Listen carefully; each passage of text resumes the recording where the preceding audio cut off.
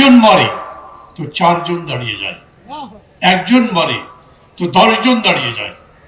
শ্রদ্ধা জানাচ্ছি বিশেষ করে আবু সাইদকে।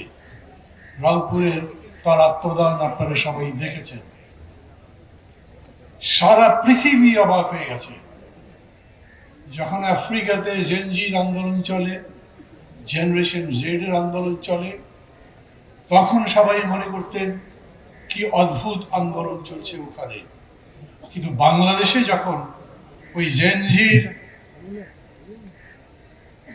আত্মদানের বক্তব্য দেখে শুনে এখানে মানুষ অকাতরে জীবন দিচ্ছে, তখন তার অবাক হয়েছে।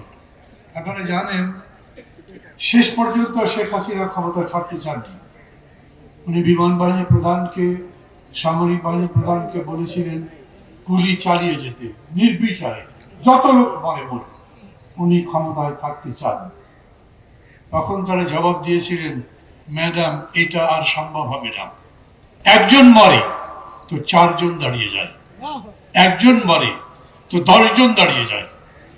ওই যে কবি যেরকম লিখেছেন, সাবাস বাংলাদেশ, পৃথিবী অবাক তাকিয়ে রয়, জ্বলে পুড়ে মরে সারখার তবু মাথা নোয়াবার নয়। এই বাঙালি এখন সেই জাতি।